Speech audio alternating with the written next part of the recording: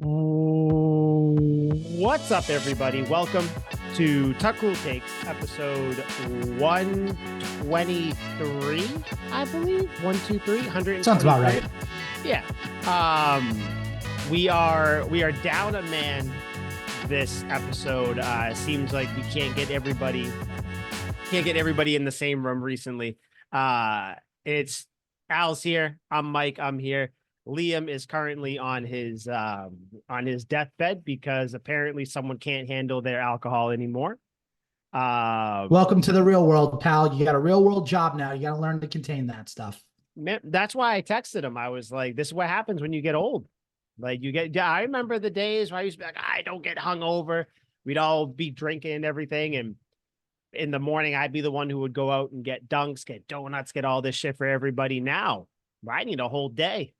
A whole day to recover. A whole day. I am also recovering. I feel like I've been on my deathbed since last weekend. You guys filled in admirably for me.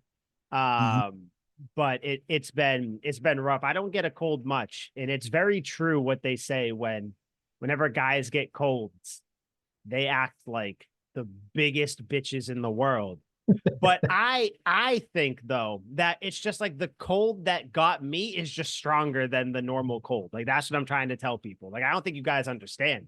I had headaches. I couldn't sleep, but I wanted to sleep. I had no energy. It was a goddamn nightmare. Was it similar to like the COVID type of cold where it's like you think you have COVID, but you don't, but it's that strong, huh? Yeah, it was the only reason that I knew it wasn't the flu is because like my body wasn't achy necessarily. Yeah, but I was just like, this is the worst. I laid on the couch. I threw on, I'm rewatching Game of Thrones right now, so I threw that on, and I was in and out like all day. I was missing half of episodes. I was waking up. I was like, oh shit, we're at this part of the show.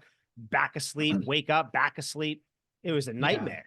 See, I was the same way last night. I wasn't sick or anything, but I know that in and out sleeping type of phase because I watched the Celtics game when they played the Knicks. I watched the whole first half. And then I'm like, my girlfriend's like, all right, I'm going to go in the bedroom and, watch, I think it was like Schitt's Creek or something. I'm like, all right, I'm going to stay out and watch the game. And I remember it was the third quarter and I just doze and doze. All of a sudden I wake up. It's the middle of the fourth quarter. I was like, where did the time go? I thought I was awake for this. So I get that. I totally get that. And it's brutal when you're missing. It's funny. Game of Thrones. I watched the first season. I was like kind of into it, but then I just couldn't get into the second season. I just stopped watching. Buddy, it is, and it's one of those. I know everybody always recommends shows to people, and people are always like, all right, whatever. But like Game of Thrones is one of those ones. I understand you probably heard that it ends poorly, and like it just like it goes off the rails towards the end because the people who wrote the show are gonna go do Star Wars, and they like just try to wrap things up like haphazardly. But like the show is so goddamn good.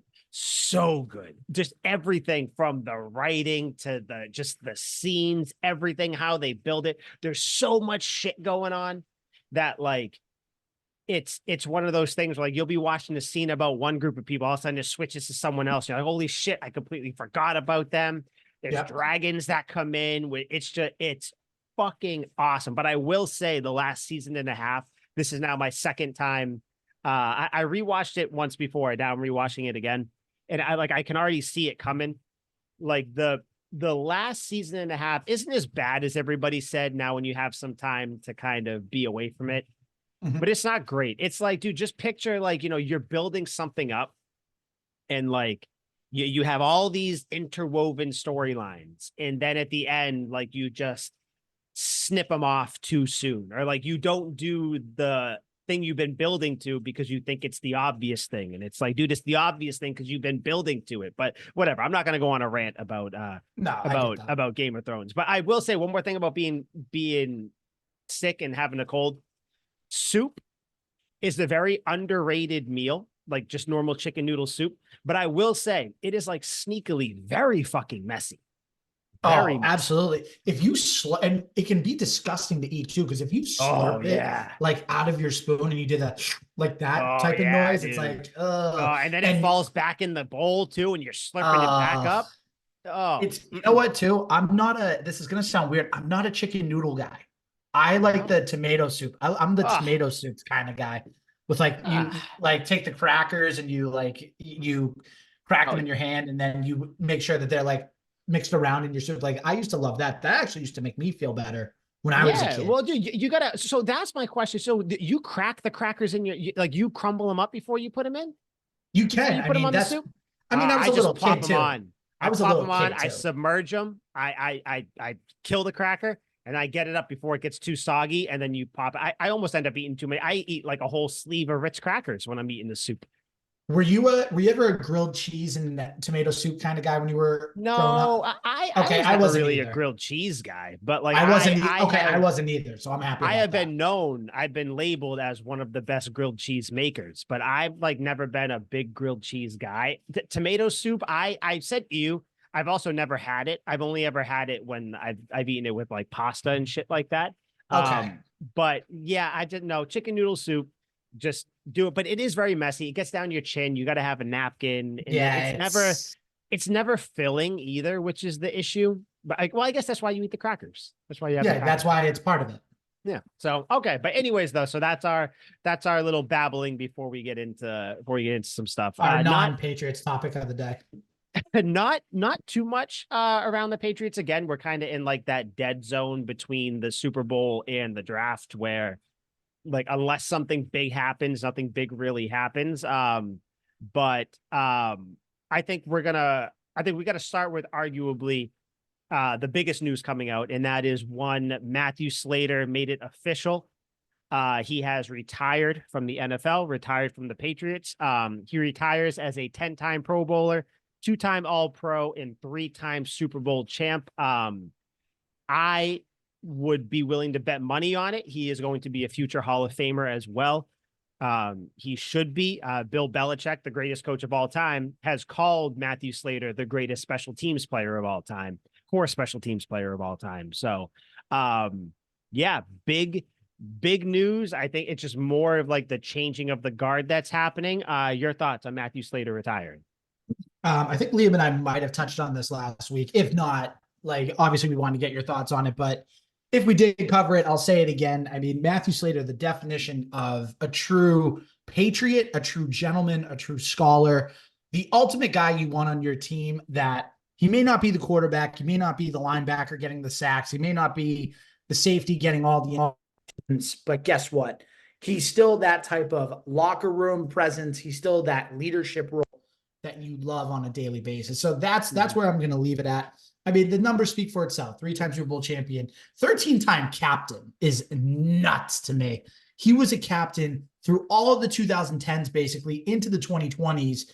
And that's a definition of molding the younger minds of the players that are coming in.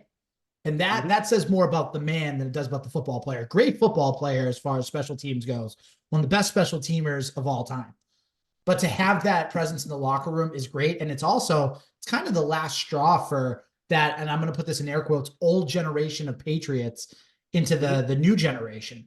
I mean, yeah, you could argue David Andrews in a sense, but Brady, Belichick, Kraft, Gronkowski, Edelman, Slater, McCourty, like those were the pillars of the 2010 Dynasty Patriot. And now all of them are gone, except for Robert Kraft, obviously. But Yeah. Again, I'll wrap it up with this. Again, a gentleman, a scholar. Thank you, Matthew Slater, for proudly and honorably wearing the Patriots colors and representing the Patriots the way they should be represented. Yeah. Yeah. Just say Patriot through and through. I think when you think of Patriot way, all that, Matthew Slater's got to be one of the top 3, top 5 people you think of. Did you happen to catch the video that the Patriots put out on Twitter? That was like the mic'd up of his last last game. That's crazy. Definition of a Patriot. That's exactly. The definition of who he is. Dude, everybody, and it's funny how we're all sitting here saying, like, oh, is he gonna retire? This and that. Everybody knew. Everybody knew. We all Slater it knew. was the least shocking thing. Like that's the thing where even though people weren't saying it, like you saw in the video, everybody asked him, Aaron Rodgers, hey, you got a couple more in you? No, this is my last one. Talking to the Jets punter, I think, or kicker or holder or whatever, saying the same thing. Everybody who, this is my last one, this is my last one. So it just, he went out he went out in just another respectable way, didn't make a big deal out of it, waited until, a good amount of time, didn't want to overshadow the season, overshadow anything else, just kind of gracefully stepped away. So yeah, I think definitely, obviously Patriots Hall of Famer, in 1,000%. the Patriots organization, but I think NFL Hall of Famer, he definitely will be. And I yeah, hope he is. that'll be the first father-son with him and his dad, Jackie Slater. That'll be the That's first right. duo in there. So that'll be nice. I just hope that people remember how outside of New England, how important Yes. he was and how good of a player he was when his name comes up for Hall of Fame voting. But that'll be a conversation for another day. But yeah, Matthew Slater, the old guard's gone. Like you said, David Andrews, he is really the only one. Dante Hightower, Gerard Mayo are here, but in a different capacity. But on the field, it's basically David Andrews, and then I don't even know who you go to after David Andrews. Jonathan Jones, I guess, might be Yeah, the one and who's been here the that's longest. Bentley, no, not even Bentley. I don't know. yeah, I we don't can know. safely say it's a new regime. It's a new crop of Patriots talent Yeah, that needs to come in here. it's crazy. We're truly in like a new day and age. Everything. It's you talk about it when Brady left, when McCourty retired. Now when Belichick's gone, and now you have all the other coaching staff things, all the other players gone. Yeah, it's a crazy time to be a Patriots fan. A couple other releases too. Lawrence Guy and Adrian Phillips. They got released. I think it created like what, 6 million or something in cap space or whatever. We'll talk about Yeah. that in a little bit as well. But yeah, my thoughts on that. Lawrence Guy, I forgot that he's been here for 7 years. I know. Seems like the time kind of flew by. A great addition, I would say. And Adrian Phillips, same thing. Hard hitting safety, great. It was awesome to have him here with Peppers and Duggar and all that. But yeah, I think if you're gonna lose people, losing people on the defense is the least problematic thing, because I think that's a position of strength, just the defense as a whole. But Yeah. yeah, because I think that news dropped like a day or two after you guys recorded. So it's one of those It things that did. seems like it happened a while ago, but it happened earlier in the week. So yeah, Lawrence Guy, Adrian Phillips gone. What do you think? Any thoughts at all? I mean, it's out with the old and in with the new and the young. I mean, they were in their 30s, like Adrian Phillips. Really, I'll never forget his 2021 pick six against the Chargers in a game in which Mac Jones was his rookie year. They were in that winning streak. The defense kind of, I know, really good times. Kind of found their stride that season and really helped Mac in that 8-game winning streak.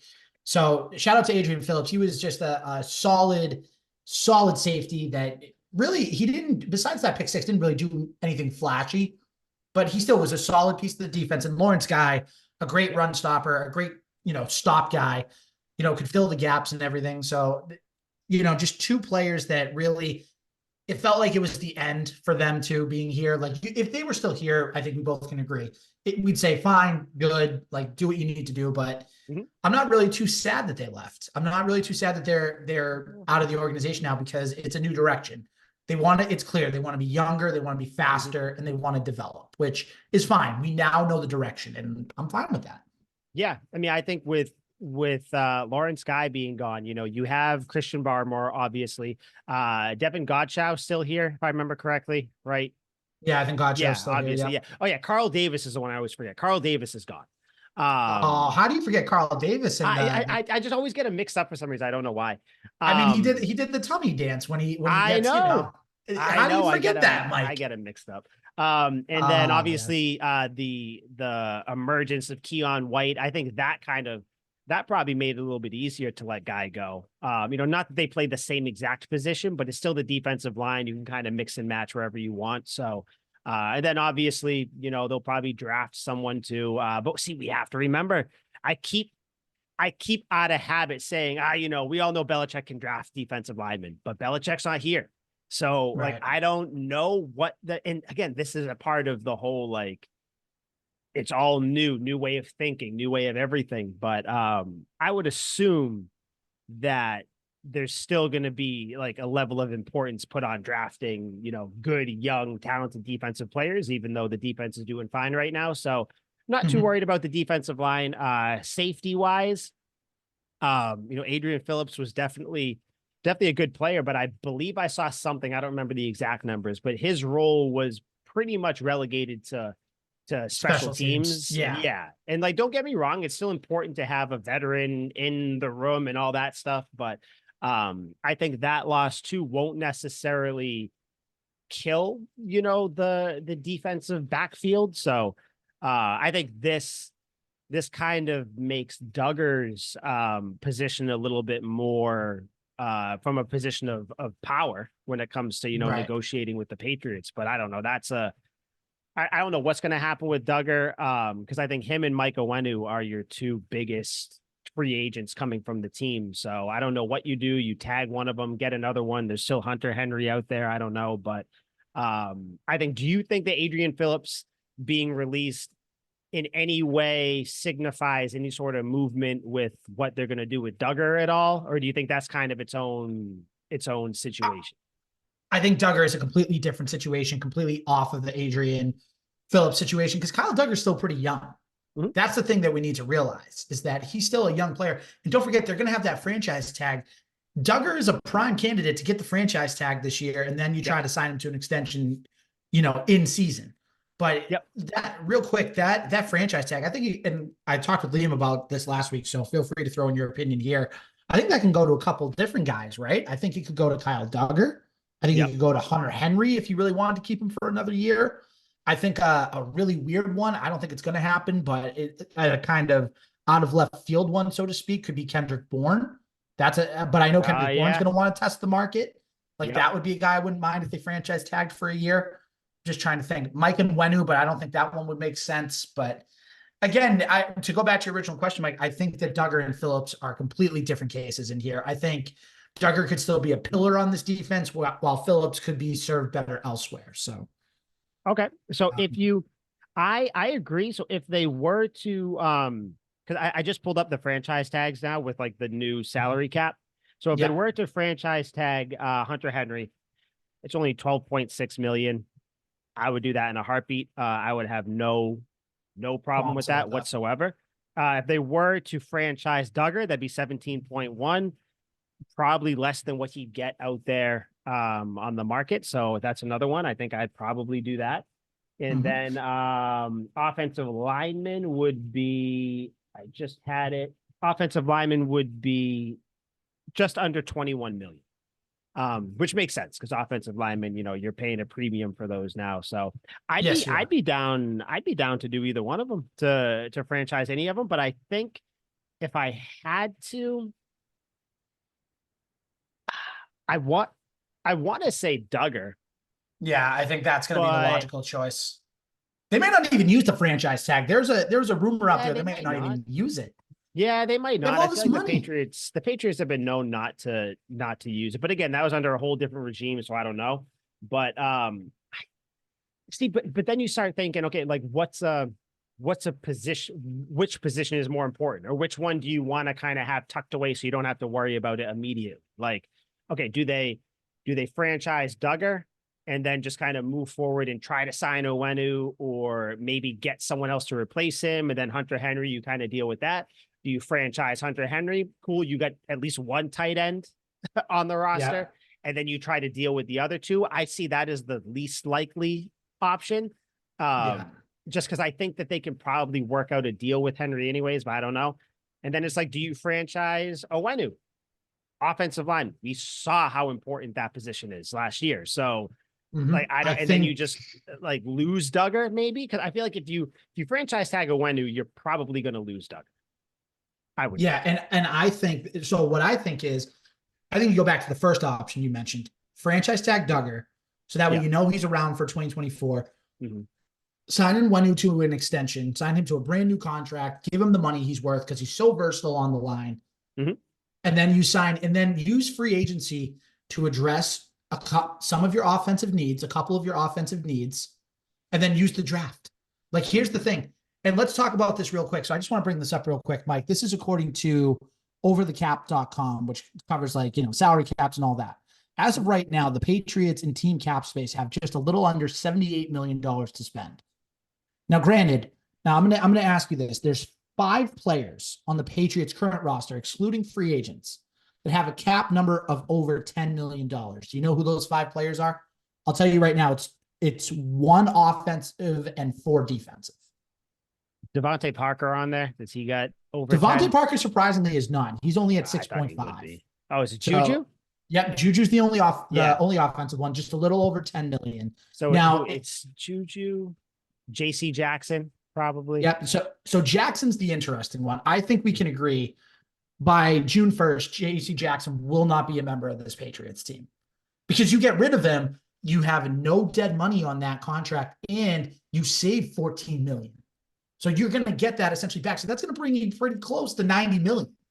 Yeah, I saw something where Miguel on Twitter, who does Bazarian or whatever. Yeah, he is the bet, because he's got like all like the bottom 10 rules. He's got everything going. So Pat's Cap, give him a follow on Twitter. But he said something where JC Jackson's signing bonus or something, his $2 million signing bonus gets whatever solidified up to 3 days after the start of the new year, which is March 12th, I believe.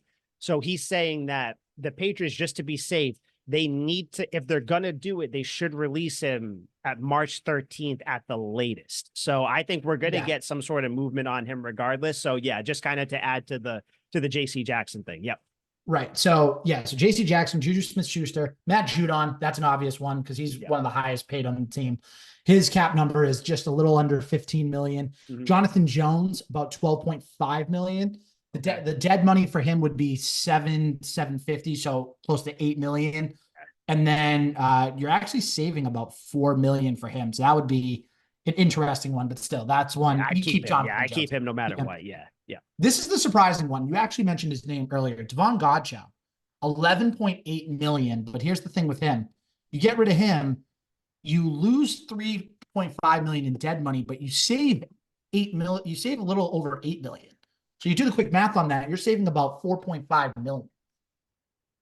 But his cap number again, so that's an interesting one. That would be one that would go either way for me. You're surprised if you get rid of him, but you're surprised if you keep him. So it's kind of like let me rephrase that. You're not surprised if you get rid of him, but you're not surprised if you keep him. So again, I know it's like analytics, whatever, like Liam would probably say nerd type of stats, but guess what? This is important because if the Patriots do it right, Mike, they could have close to 100 million in cap space along with the number 3 pick. I mean, no, that's see my thing with Godchow, just to kind of use him as the name. The Patriots right now have, like, I'm just going to call it 80 million just to, because I've seen they have 86. I've seen they have 78. It's going to be right around there right now. So whatever, just to use it. We got $80 million to spend. I have always been a proponent of course you want money if you're strapped towards the cap, like the Bills are, say, because like even with the increase, and I'll say exactly how much it increased and all that in a second. Like even with the increase in salary cap, the Bills are still $41 million over the cap, which is hilarious to me. I know. But like if you're something like that and you need to get money, I understand that. But when you already have about $80 million to spend, I have never been one who's been like, let's just get rid of talented people just to have more money. So like with Godchow, I get you'd be saving a little bit, but why? Just keep them. Like, it's, you know what I mean? Like I get if they were close, if they were like tight on money and they had to, then sure, I'd be down to get rid of him. Like even the JC Jackson thing, I initially want to give pushback on, but then I remember that he's not as good anymore. So like, just get rid of him. If you want to re-sign him again, go ahead. I would definitely move on from JC Jackson. But yeah, with Godchow, I'd keep him, extend Judon. I'm sure that'll do something. And then Jonathan Jones, obviously, you just signed him last offseason. So so he's not going anywhere. Yeah, you're going to keep him. And Juju, you're kind of in a bad spot. You need to keep him, unfortunately. Yeah, like you gotta just deal with him, which maybe a healthy Juju is a nice third or fourth option, which is crazy Right. to think of, but whatever. I know. Yeah, I think money wise, I think they're kind of fine right now. Other than JC Jackson, I wouldn't make any crazy moves that you don't necessarily need to, like just to free up money just to have it. Yeah, So just to and he's not, sorry, just not to cut you off, no, no, but he's not crazy. He's not a crazy guy to get rid of because the corner room is so talented with, Christian Gonzalez coming back off an injury, Jonathan Jones, like you said, Marcus Jones is another guy that we forget about. He's going to be coming back. Yeah. I'm not sure if Miles Bryant's still going to be around, but as a fourth corner, like, Then they got fine. that other guy, Was his the name one like, that had a pick in the last game that people was are it saying that Marco he might. Wilson or something like Yeah, that? yeah, something like that. And then there was another one too, number 28, I believe, or something like that. But whatever. Either Oh, way, like they got Alex Austin. That's who you're thinking. yes, yeah. They have, but Marco Wilson is one too. They have their defensive back room is pretty solid right now. Like they have Right. a really good top two, top three grouping of guys with the two Joneses and Gonzalez. So you can kind of play around there. You want to draft someone, do what you want to do. What's his name? Xavier Howard just got cut by the Dolphins. So if you want to bring him in, maybe I don't know, whatever you want to do. He would have to be like, again, like a third, fourth corner option. You can't have him be a premier corner. He's not a premier corner anymore. So that's why I'm like, I'm kind of hesitant with him. But yeah, I think with the way that it's set up right now, you're in a really, really good position to make a splash signing if you want to. Now, T. Higgins is going to be franchised by Cincinnati, so that takes him out. Yeah. So real quick, before we get into all the dynasty stuff, I want to ask you two questions. One about free agency and one about the draft. Mm-hmm. So real quick, free agency. Love talking about the draft. We're 18 months away, and it's all I can think about. I know. So with free agency, so news came out yesterday. Ian Rappaport tweeted it out. T. Higgins going to be franchised by the Bengals, so that's a name that's out for the Patriots now. So there's a couple names that are out there. Obviously, you have Mike Evans, who, let's be honest, he's probably going to go back to Tampa. They're going to find a way to bring him back. They might even franchise tag him to try to get an extension. Calvin Ridley's out there. Gabe Davis is out there. There was another name that was out there for a receiver. I forget exactly. So I got him pulled up right now. Go ahead and name them off. There, Mike Evans, Odell Beckham Jr. is out there. Curtis Samuel. Yeah. What's his name? Isn't Michael Pittman Jr.? That's the name that people are thinking of.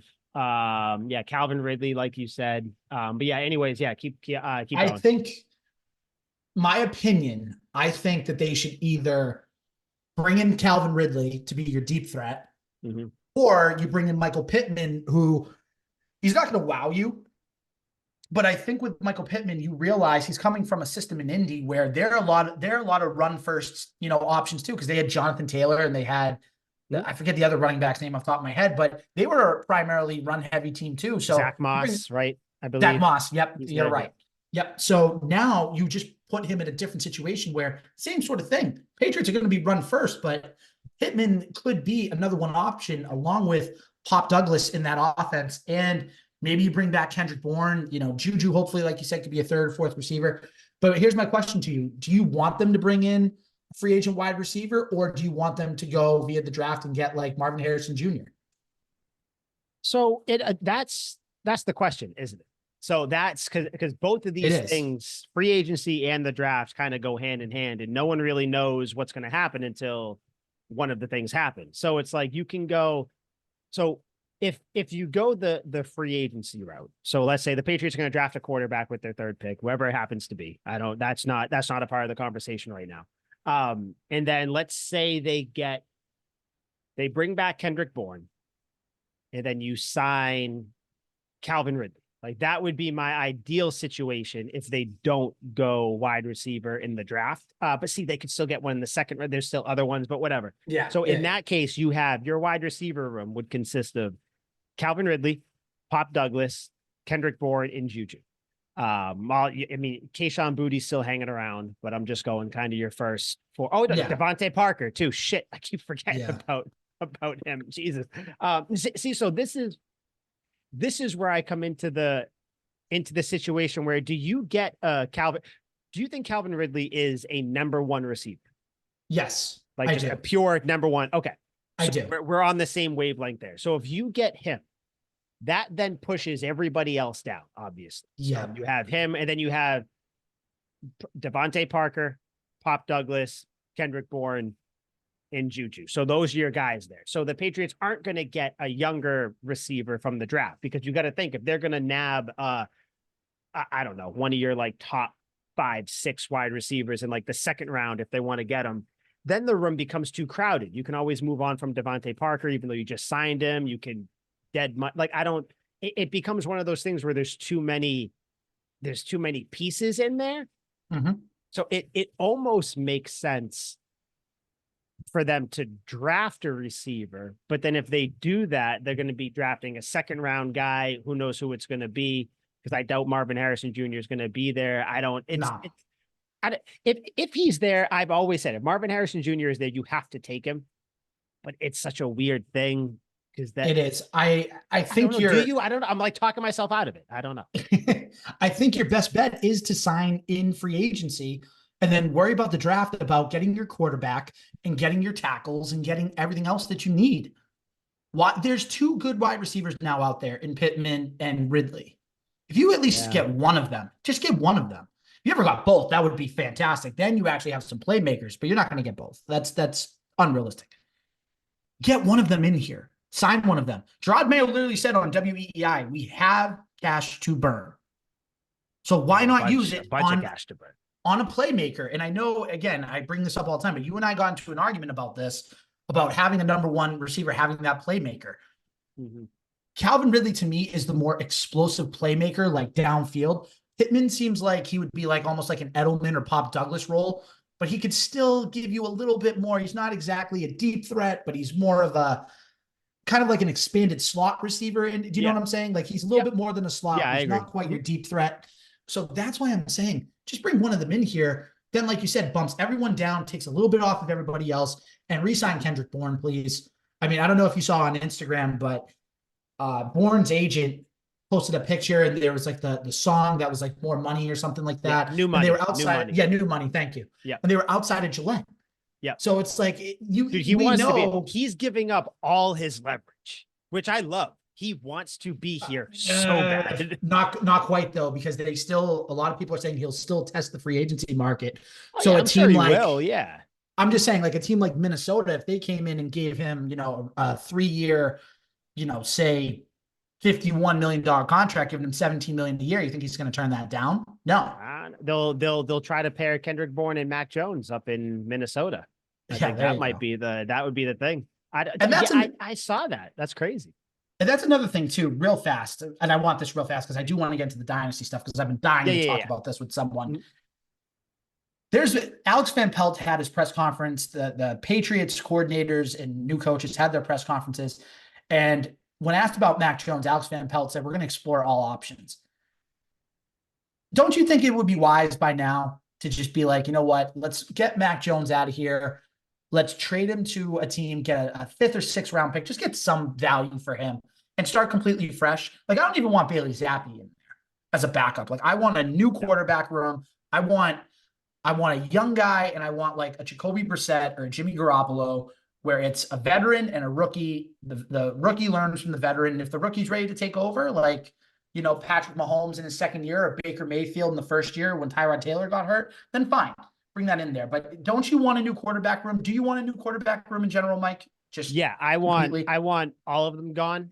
But my thing, and it's kind of the same thing I saw before we came on here today. I saw a couple people being like, why haven't the Patriots released JC Jackson yet? I think it's the same thing with the quarterback room. There's no need to do it so quick. There's just no, like, I understand that, like, we're all like, let's go. Like, we want to see things, but there is literally zero benefit to the Patriots to get rid of, not like to the least of the worries, Bailey Zappi, but Mac Jones right now, because it doesn't impact the cap right now. It doesn't impact any sort of trading that they want to do, any sort of drafting. I think it's kind of a foregone conclusion that he's going to be gone. But as an owner, as a coach, as a front office person, I kind of like the, listen, we're gonna, we're looking at everything right now. I've talked to Mac Jones, I've done this, whatever. It's like, you don't want to just be like, oh yeah, he's gone. Like, yeah, I don't even want to talk about that. That's the past. Because then if he would have said something like, we're gonna be, we're looking to the future, we're gonna kind of freshen up the room, whatever phrase you want to use, then it turns into, we'll just get Mac Jones out of here because you already said this. It's like, you know what, just you're gonna move kind of very, very like methodical on it. Just do your thing. I think we all can assume that we're going to get a completely different quarterback room because I don't think either one of those guys fits in the room moving forward as either a backup or a potential starter. I think you move on from the Jones Zappy regime. Just be done. I think you do too. You have to. You have to get a whole new direction, whole new regime, whole new philosophy. Yeah. Don't have them in here. Just move on. Gone. Yeah. Rip the Band-Aid off and move on. Yep. Be done. Okay. And before we jump on the dynasty, I want to ask you, if it's not Calvin Ridley, how would you feel about Mike Evans being the guy that they get? Oh, I would love that, but I don't think it's realistic. I think Tampa's going to do everything they can to re-sign him or franchise tag him. I don't think he's leaving Tampa, and it's sad. But if he came here, I think that would be great because Mike Evans has his Super Bowl. He has his money. But does he want to come into a total rebuilding situation? Probably not. Unless they literally throw a bag at him. But if you can get him at the right price and you can convince him somehow, then yeah, of course. Yeah, I'd like him. I like Mike Evans. But yeah, Calvin Ridley is my number one guy in the free agency if that's what they want to do. But we'll have plenty of weeks to talk about that. Yeah, we are. You good to get into the dynasty talk? Let's get into the dynasty. Right. I have a lot of topics, as I'm sure you do too. So before we move forward with episode 3 and 4, I'm just going to run off. I just wrote some random ass thoughts as I was watching. We don't even have to discuss them. Just kind of as I was watching, just things that I was writing down. So for the first episode, just my random thoughts as I was going, just kind of stream of thought, typing them. Kraft saying, the negativity of 9/11, then our starting quarterback going down. I just thought that was a weird quote. I don't think we should ever equate, like, it was just weird to me, him somehow trying to equate the terrorist attacks to your quarter. I get what you're doing. Yeah, but just, it was now that I'm hearing you say it, it's like, ugh. It's weird, right? Very weird. And this is what I want to ask you. As a Patriots fan, I'm done with seeing the Brady combine picture and video. I don't care anymore. I've seen it hundreds of millions of times. It does nothing for me. When I see it in hype videos or whatever, I roll my eyes. I'm done. I've seen it a billion times. I don't care anymore. I don't know who else cares about it. I think everybody, whether you're a Patriots fan or not, everybody's seen it now. It's lost. It's like, oh my God, he started as this little string bean uncoordinated. Yeah, we get it. I'm done. Yeah. Move on. I understand that it's going to be around for the remainder of history, but I'm done with it. I always think it's funny looking back and seeing like how the media and how everybody thought of all these things. I forget who it was, but someone, I think it was Michael Hawley or someone on one of those shows said, why are you trying to start a controversy with Brady versus Bledsoe? Insinuating that Bledsoe's the guy. It's just funny. No one really knows anything until you know anything. Like, I just thought that was... I think that was that when it was WEEI and Mike Felger was young at that time and they were talking about it with Glenn Ordway? Is that what it was? Yeah. I think it might have been Glenn Ordway who said it. Another thing I saw, Bledsoe and his doctor, them holding a press conference was wild. You would never see that now. That was so strange, but it was kind of cool in a way, don't you think? Because it's like you don't see it anymore. No, it's different, but I saw it and I was like, that's just crazy that's how shit was like done, that it was just so like in the open, like it was such a big thing. And I was like, and I just want to clarify, cool being like, Wendy, have you ever seen a press conference at the hospital being like, for a big time player? Like, we don't say that anymore. Obviously the injury was horrific and Bledsoe could have lost his life, of course that's not what you meant. Yeah. No, just crazy. And then my last one on the first episode, quote from Kraft when he was talking about his meeting with Bledsoe, saying that that Belichick's going to go with Brady. Kraft said, if nothing else, he can mess it up and I can hold him accountable. I thought that quote is very telling with what just recently went down with Kraft getting rid of Belichick and kind of saying that Yeah. he was the one who got rid of Brady. Because I'm sure that same thought process went in his head where he was like, you know what?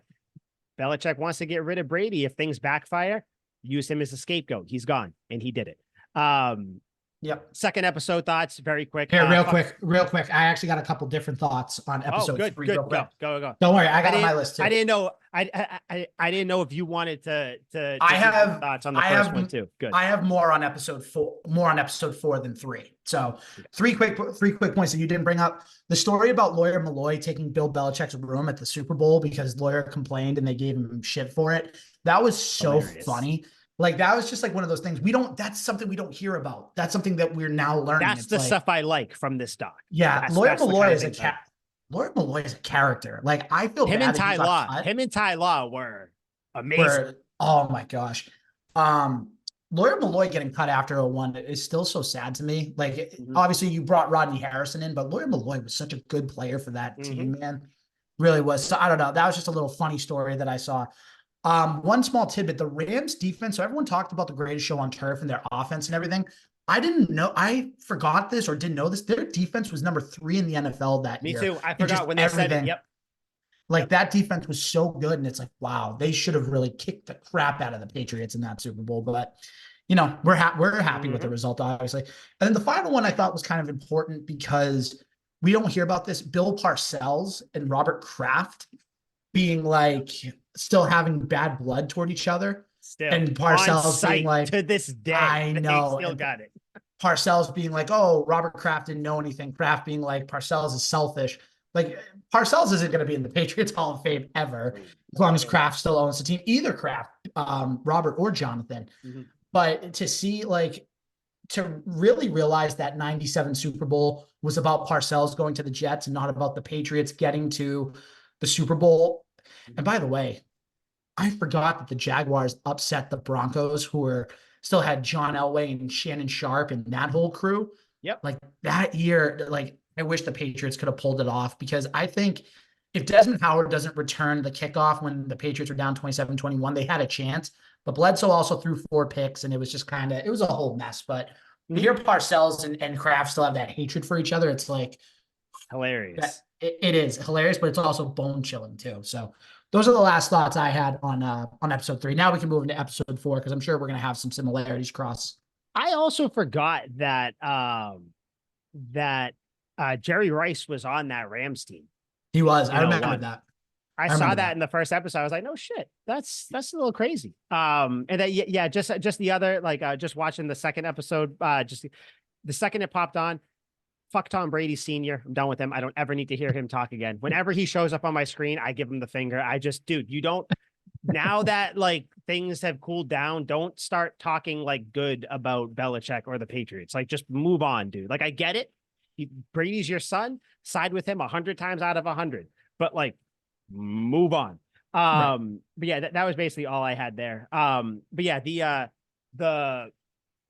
that whole third episode was just interesting, just to see how it all played out. And, like, you know, it's cool to see some of the stories there. And this is a little bit from episode 3 and 4, because I guess they were both kind of about similar times. And this is where I feel like kind of looking to see, like, what the episodes are titled coming up and everything like that. I'm kind of starting to see where this might be going. And I've seen people talk about it on Twitter too. This documentary is definitely coming from a certain point of view, where when you're talking about those first 3 Super Bowls, how do you have episodes and not even talk about 2 of the Super Bowls or a certain 21 game winning streak that happened? I know. Like, that was terrible. I'm starting to, like, kind of, and I'm still going to watch it because it's still awesome, even just going down memory lane, seeing things, whatever. But this doesn't see, the title of the documentary is called Dynasty.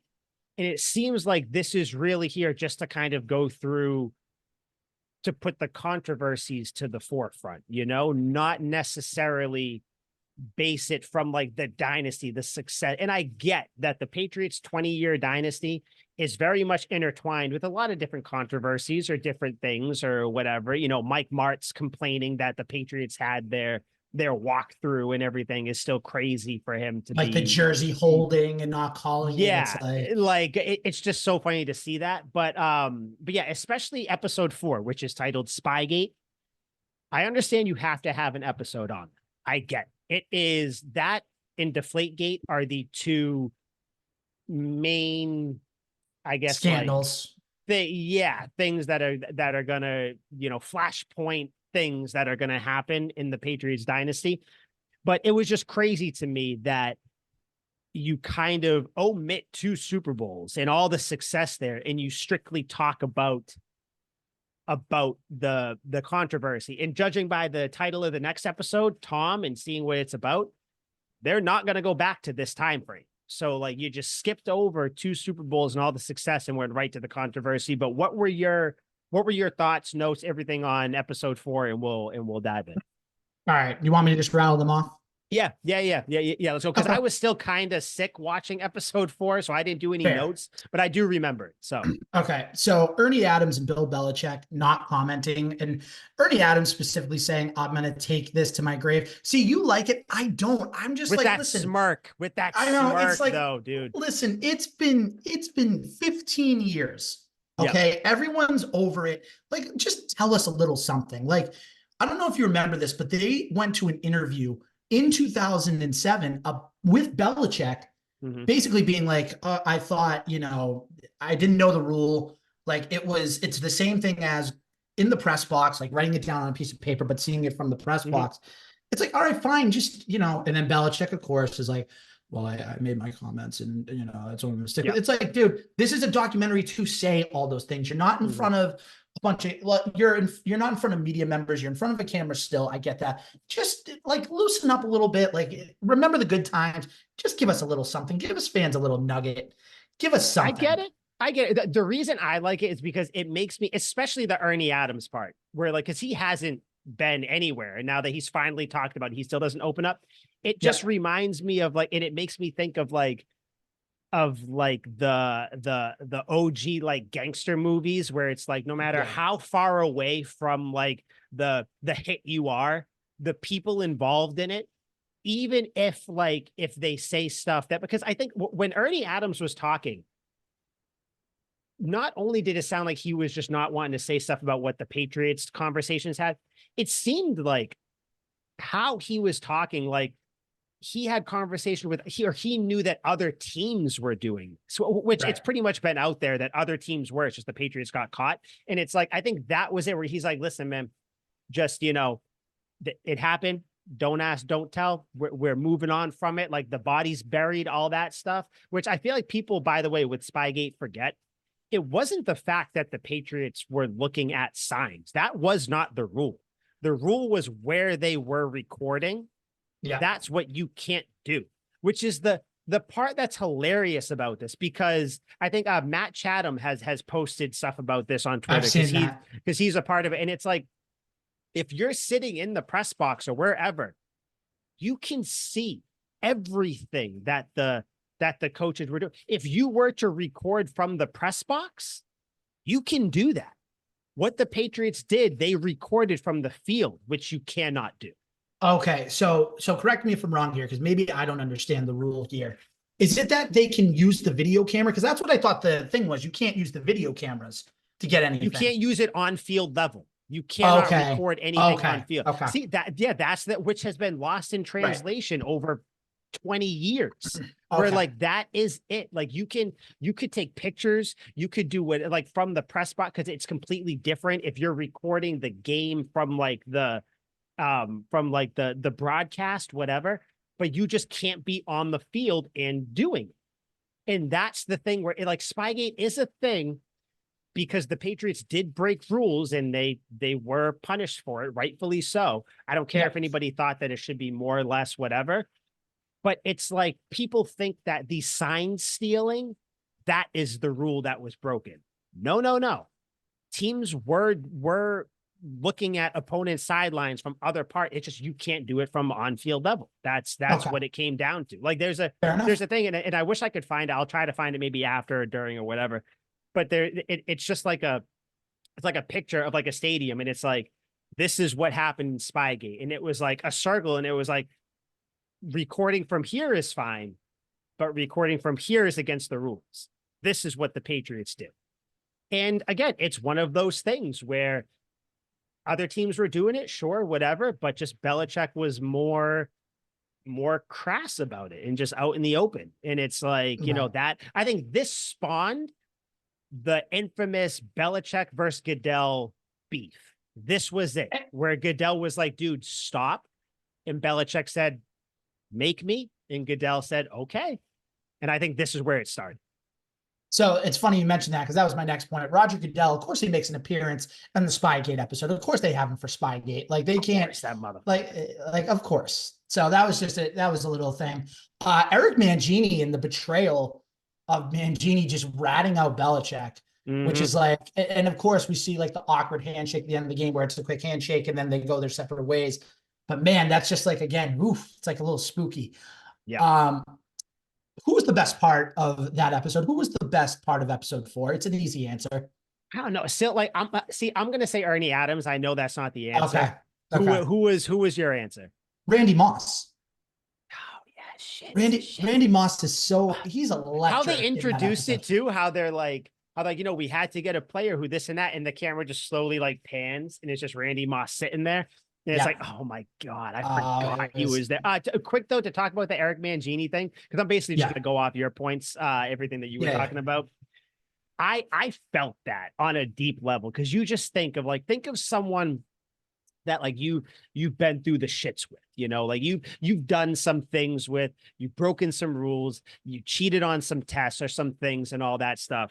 And then you kind of put your faith in that person, that dude, no matter what happens, like if we never talk again, like we won't fuck each other over. We won't rat each other out. Like we won't do that. And then to have that person go on the other side and do that to you, it's like, even though like the person you left was still using those practices on you, like you still just think like, just the belief that Belichick had, where it's like, I don't think I'm going to get fucked over by this guy. And he does it. That, and again, to bring it back to like the OG gangster films and stuff, that shit's unforgivable. Like you're done. You're out. You're excommunicated. You're out of the circle. Every chance you're out of the family. Exactly. Every chance I get, I am going to clown you. You will never be a part of this again. And like, I will make sure as the patriarch of the family that you will never be viewed in a good light around here again. And I just, Eric Mangini made his bed. He had to lay in it. It is what it is. But I don't know if you had any other thoughts on that. You kind of said your thing. The Randy Moss thing. We'll go back to that right after. No, I just got 2 more quick things. Randy Moss talking about how we got a call at a club from Bill Belichick, and then he hangs up, and then Bill's like, no, this is Bill Belichick. He's like, oh shit, and then he like toasts with the Coronas and is like, I got traded to the Patriots. Let's go. Like that's just quintessential Randy Moss, the electric personality, just who he is. That was so funny to me. And just like, I literally laughed out loud at that. I was like, me too. How about Belichick saying, you got to be here at the facility by 10 tomorrow, or the trade's off. Yeah. What the balls on Belichick to call the greatest receiver in the game at that time, most likely one of the top in the game, one of the greatest receivers of all time. Like, hey man, we're trading for you. Be here tomorrow by 10, or like we're gonna like renege on everything. And it's like, shit, like, all right, crazy. Oh, that was unbelievable. And then the last thing, 2007 still hurts. It does. That's how I literally hated it. Hated it. Now, let me ask you this. This might be a weird question, but like Brady has said he would trade 2007 for like 2 of his Super Bowl wins. Would you do the same thing? Still never. Nope, still not. And I get it. I get why a player would. Yes. But as a fan, you enjoy the same. I'll tell you what I would trade it for. I would trade it for going to the Super Bowl in 2017 against the Eagles. I would say, like, if you told me that season the Patriots would get knocked out in like the AFC Championship, And then you get to keep 07 and you get to win that. I'd be like, fine, 7 Super Bowls for Brady.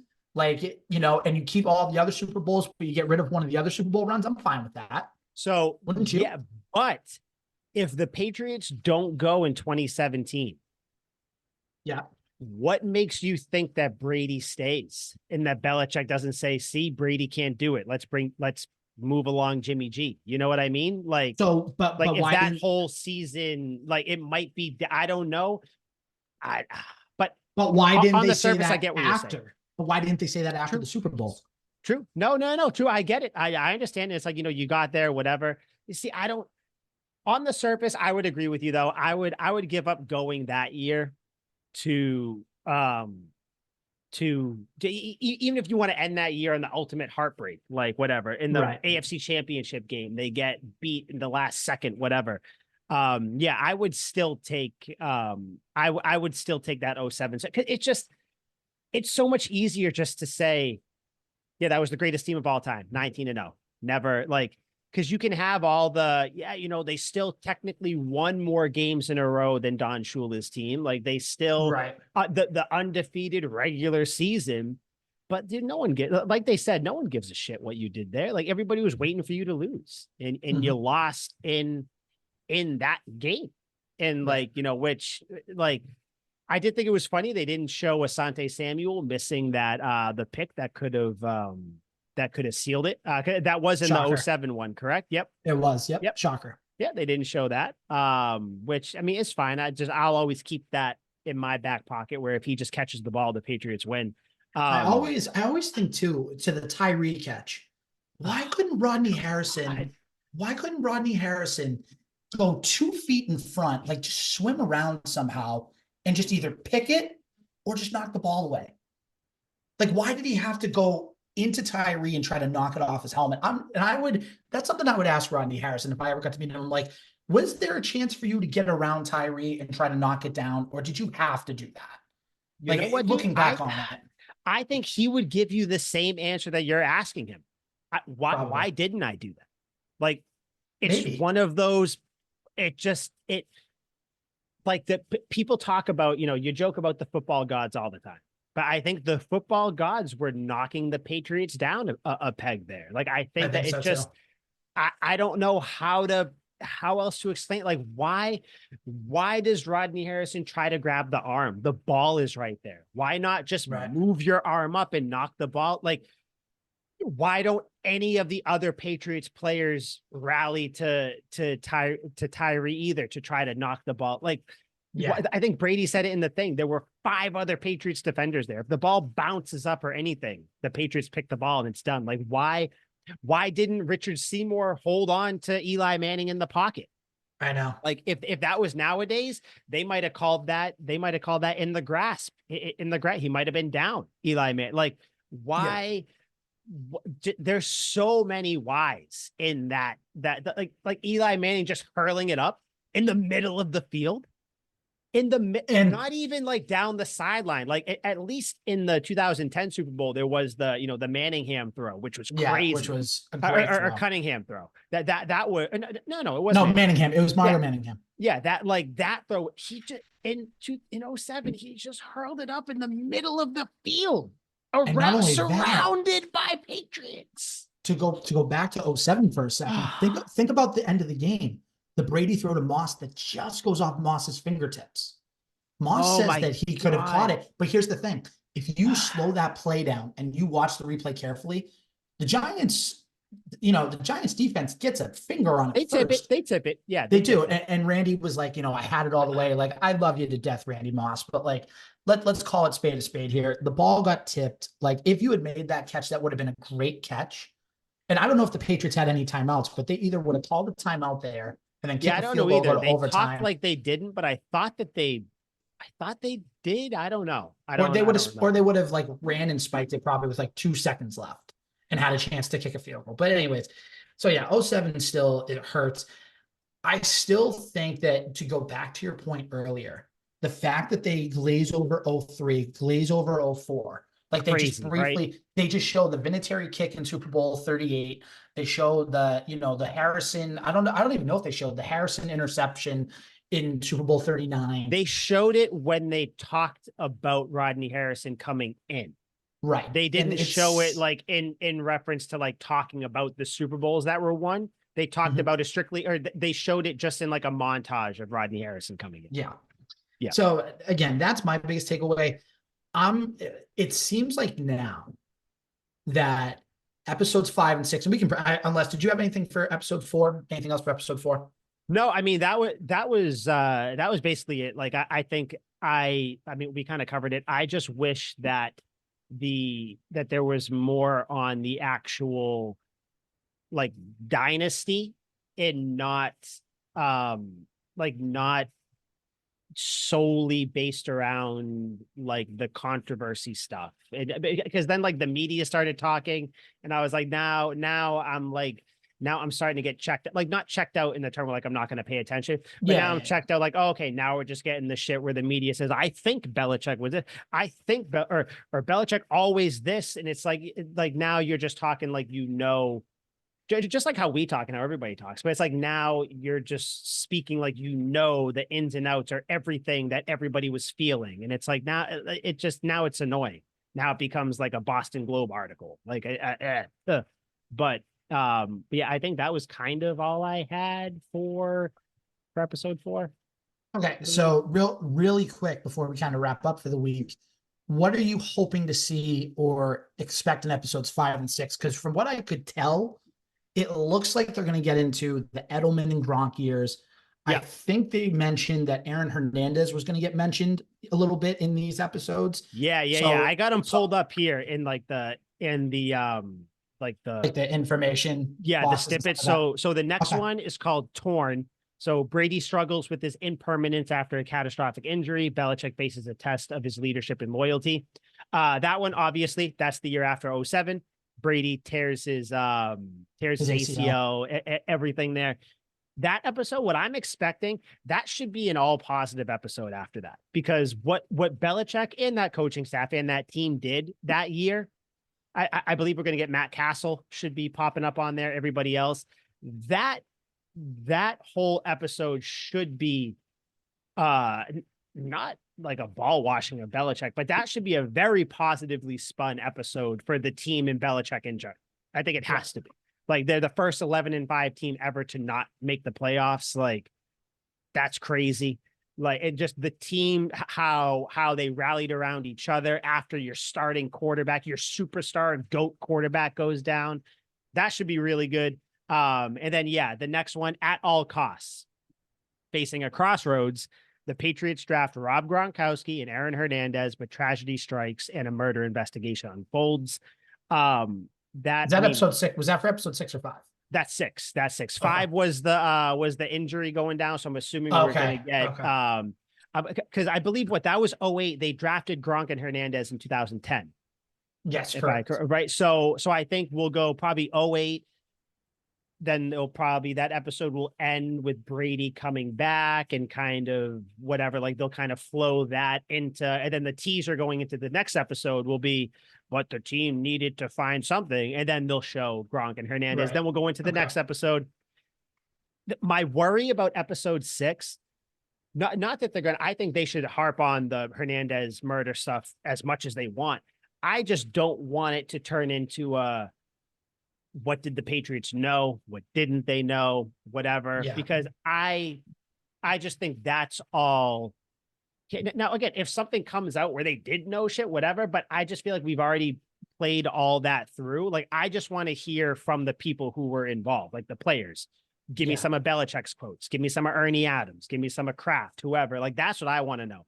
I don't want to, the thing I don't want to see in that episode are any of like the media members coming up where it's like, there were, we didn't know, how much did the Patriots know? Were they trying to conceal? No, stop. But I think that's what we're going to get, because you have to remember this entire thing. And I know you probably, and I feel like you definitely, Liam, maybe not so much either, are swinging on my side with this, where this is a Kraft Dynasty production. Yeah, it has to be. So no, it is at the end of the thing. That's what pops up. Yeah. Sure. So my fear is that Kraft is using this entire documentary to put himself kind of to the side of everything, where it's like, I only had my finger in the good stuff, you know? And that's why I'm hoping this episode doesn't come out where it's like, what did Belichick and the coaching staff know? What did the players know or anything? So I don't think it's going to go that way, but just given how, the last episode, they skipped over all the good stuff and just went right to the controversy too. I don't know. What do you expect out of these next 2 episodes? I think that now that you kind of painted the picture, I think episode 5 makes sense. Episode 6, I think is going to be a little tough for everybody, because don't forget, this is talking about, a double murder here. So it's going to be very painful. It's going to bring back painful memories. And I think that video of Aaron Hernandez getting pulled out in his the white tank top. Whew. Yep. And don't be surprised if players are apprehensive to talk about it. And if there's a little bit of kind of, I don't want to say coddling, but there's going to be a little bit of censor, a little bit of taking back a little bit, because it's a sensitive subject. And I think that's what's going to be hard for some of these players to talk about and some of these people to talk about. And it's going to open it up for the families again to talk about of the families of the, the victims. So that's why I'm saying it's going to be a little bit tough. Yeah. I don't think we're going to get behind the scenes stories of Gronk being like, I was out partying and Hernandez came up in a bloody shirt. Like, I don't think we're going to get that stuff, just because I don't, like you said, it's going to be more of like a general feeling once things did go down. I don't think anyone's going to be like, we kind of expected it. Like, I don't see that stuff happening. My question, do you think they're going to talk at all? Because this is right in 2010, 2011, that time. Are they going to talk about the Giants Super Bowl at all? Are they going to talk about any of that stuff? Or are they just going to kind of gloss over it a little bit? I think they're going to gloss over it. I think they're going to briefly touch upon it, and then maybe show the Manningham throw, maybe show I think it was the Ahmad Bradshaw touchdown, or whoever it was, whoever rushed it in at the where he very stopped end. at the line and tried to, and tumbled. And then the Welker incompletion that could have iced the game, maybe. So they'll probably show a couple moments, but I think it's going to be similar to like the 03 and 04, where they'll just briefly touch on it, because you and I don't know about you, but I'm more interested in after the 2016 Super Bowl, what happened in those 4 years from 17 to 20. That's what I'm curious. That's the episodes that I'm drooling to come out. Yeah, which it looks like episode 7 and 8, just to look forward real quick before we get out. Episode 7 is going to be the Deflategate episode. And then episode 8, that seems to be when they're going to jump into that, because it's Brady stages one of the greatest comebacks in sports history. So, I mean, that alone, it just fucking pisses me off, dude, because it just makes me think that they're not going to give Belichick any credit, which I know they will, but it just pisses me off. Because I'm just full team Belichick, whatever. But yeah, so I think episode 8 on is when we're going to get that stuff. Yeah, so I think those are going to be the good ones, because this stuff, I've already relived. Like, how many videos have we watched? How many news things have we seen about, these 2 episodes are going to suck the more I'm thinking about it. It's the Brady injury. So we're going to have to relive that hell. And even though that season was good, didn't make the playoffs, then we're going to have to relive fucking Aaron Hernandez. No one wants to do that, but I get it. You have to, because you are still talking about the dynasty. So you do still have to hit all the bullet points.